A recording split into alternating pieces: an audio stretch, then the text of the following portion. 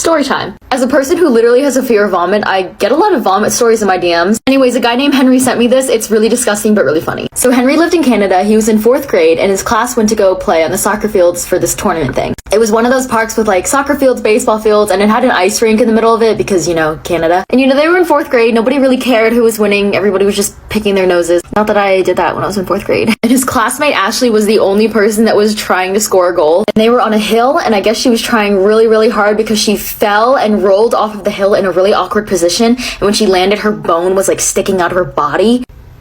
So his classmates at the top of the hill saw it, and a few of them like puked all over the grass. So his teachers saw it and they were like, oh my god, and they run down the hill and they help her up and they start walking up the hill. But the vomit was like sliding down the hill. And they didn't know and they all slipped in it and started falling down the hill with the girl, just covered in the girl's vomit. Anyways, they were missing a player for the rest of the day and her wound got infected. Story time. So I met this guy last night and he was telling me how he threw up in an Uber. So basically, he was at his frat house and he decided to go home and he called an Uber. He was really drunk and other things. So his Uber pulls up and it's this nice, brand new looking, slick, clean BMW. He gets in the Uber. The guy drives him to his destination and they stop. The guy's in the back seat. He opens the door to get out. He has one foot out of the door. He's about to get out. And he's like, oh God, I don't feel so good. I think I'm going to throw up. His drunk brain says, no.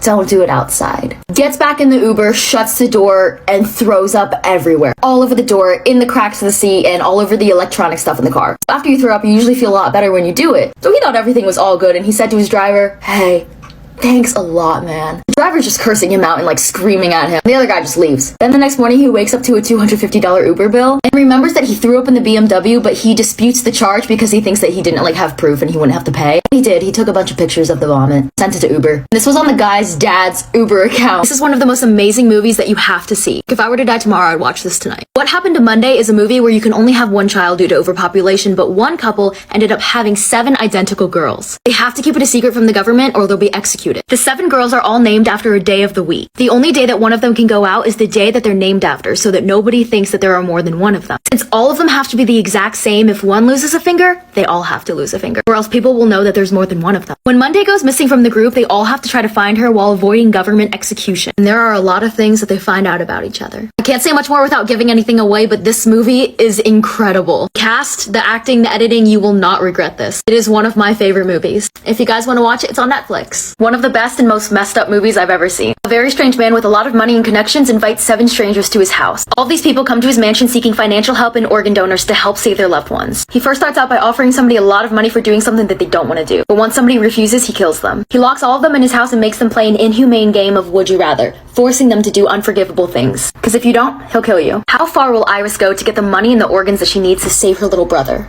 This whole movie is kill or be killed, and only one person can win the game. Pretty much like all my other movie recommendations, you should probably not watch this if you have a weak stomach. I should probably start recommending other types of movies. Don't watch this if you get pissed off about movie endings. Also, the entire time I was watching this movie, I was like, girl, what are you doing there? The Barton Bellas are looking for you.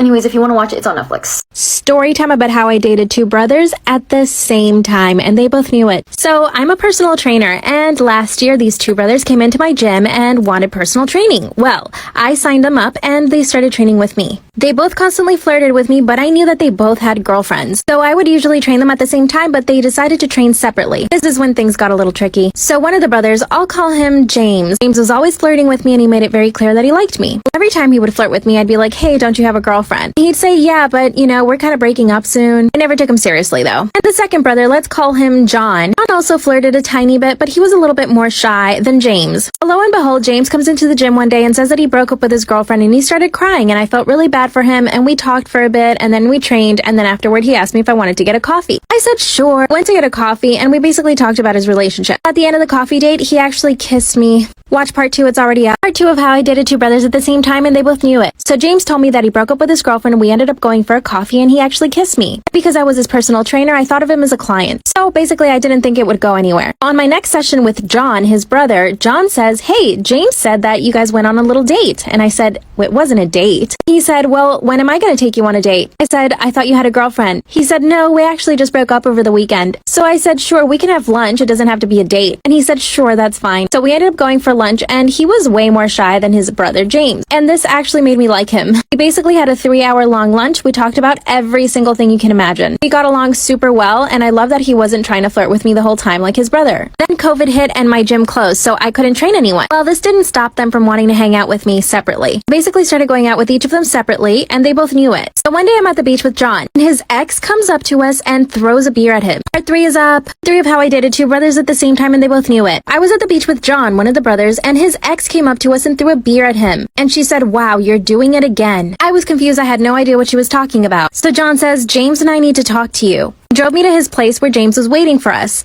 And they basically told me that they were both dating me at the same time and that they didn't mind, and they just basically wanted me to be their shared girlfriend. I was totally confused, bewildered, and I just didn't even know how to respond. And I asked him what his ex-girlfriend meant by, "You're doing it again." And he explained that she was also their shared girlfriend and that she wanted to be with them again. It was so messed up. So I didn't speak to them for a few days because I was really confused, but then James talked to me and he said, "Look, if you're not comfortable with this, we won't do it, but let's just try it out. Just be our shared girlfriend, you'll see, you'll love it." So I became their girlfriend, and we dated for 3 months. Showered me with gifts, paid for everything, and of course I had so much attention. One day I would hang out with one, and then the following day I'd hang out with the other one. Part 4 is already up. 4 of how I dated 2 brothers at the same time, and they both knew it. So they basically asked me to be their shared girlfriend. I said yes because I liked them, and they were actually really good boyfriends. So we dated for 3 months. And then their ex shared girlfriend, so yeah, they had a girlfriend before me who they shared. She sent me a DM on Instagram, and she was like, "Hey, look, I need to tell you something." She warned me that they were looking for a new girlfriend and that they would break up with me. I didn't believe her. Instead, I went to James and John and I said, "Look, is this true?"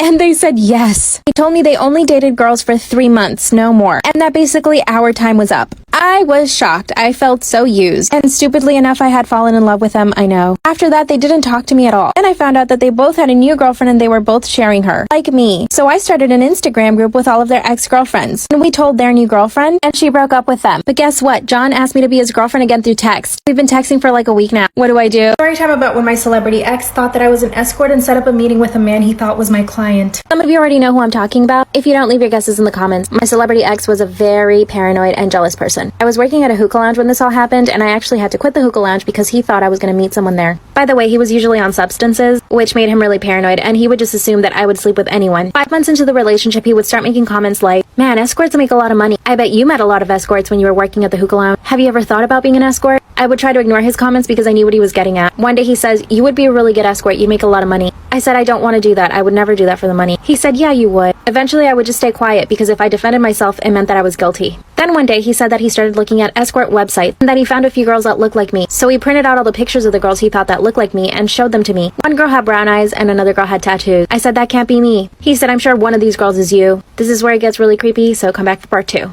Part 2. So he shows me pictures of all the escorts, and he says, "One of these has to be you." I said, "Of course not. None of those are me." I told him he was being insecure and paranoid. I said insecure and paranoid. He went ballistic. He said, "How dare I think that he was insecure? And that the only reason he's confronting me about this is because he doesn't want to be with a whore." He said that I was only trying to start a fight so that I could deviate the conversation to something else. I told him I couldn't be with him anymore, and I left his house. I was really devastated, and you guys might think this is stupid, but I actually thought if I can just prove it to him, then he might believe me, and we might just be able to be happy. It was such a toxic relationship, I really thought that I could change him. A few days later, he calls me and says, "Hey, do you want to come over for dinner?" I was so happy that he called, and I thought, I'm sure he's going to apologize. I go to his house. He's super cold, short, and tells me to get in the car because he needs to run an errand to the supermarket. When we get to the supermarket, he tells me to sit down on a bench outside. So I sat down on the bench. I was really scared and nervous because I thought he was up to something. Then I see a man staring at me from his car window. My ex had been inside the supermarket for about 20 minutes at this point. Come back for part 3.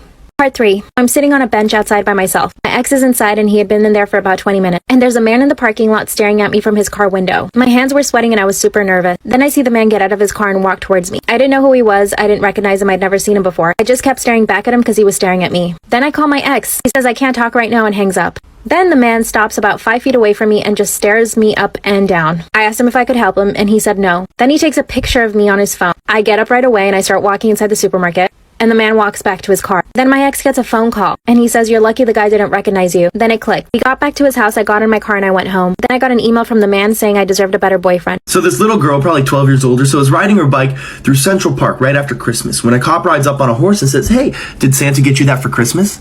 And she goes, "Sure did." And the cop says, "Well, it doesn't have a reflector, and by the city code, I have to give you a ticket." So he fines her $50. Little girl looks at him, looks at the horse, looks back and goes, "Did Santa get you that horse for Christmas?" And the cop goes, "Sure did." And she says, "Well, tell Santa you need a new one. The dick's supposed to go under the horse, not on top of it."